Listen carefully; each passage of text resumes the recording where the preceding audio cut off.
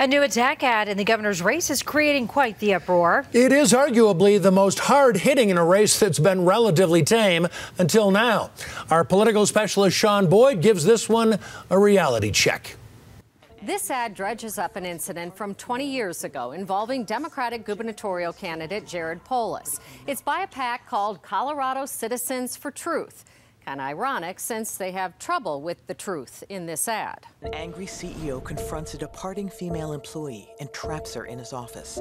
This is blown out of proportion. First, according to police and court records, the female employee had quit her job and was stealing company documents. The CEO, Polis, stood in front of the door to keep her from getting away before police arrived. Scared, she tried calling 911, but the CEO forcibly hung up the phone, pushed her into a cabinet. That's deceiving. The woman says Polis prevented her from calling 911, but there's nothing in the police report to back that up. And in fact, Polis says he called 911 because, again, she was stealing from him.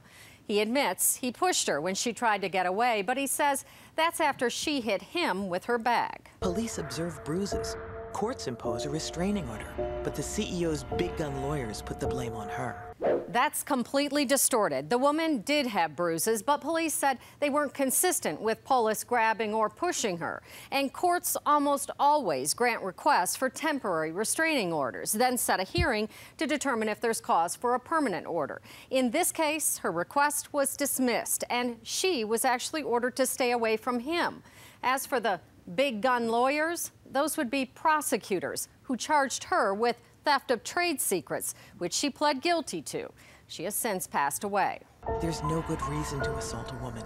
True. This woman wasn't some innocent party, but this could have been handled differently on both sides. The CEO's name, back then Jared P. Schutz, but you know him as Jared Polis. Jared Polis changed his name, but he cannot change his past. That's ridiculous. Polis did change his name, but not secretively to hide his past. He did it publicly at a fundraiser for the Leukemia and Lymphoma Society to honor his mom, whose maiden name is Polis. Bottom line, this ad wants you to believe Jared Polis is a brute who beats up on poor, defenseless women. Come on. Police and prosecutors said he was the victim. And 20 years later, he's victim again, this time of misleading claims. Don't let the facts get in the way of a good ad, I guess. I'm Sean Boyd. That's Reality Check.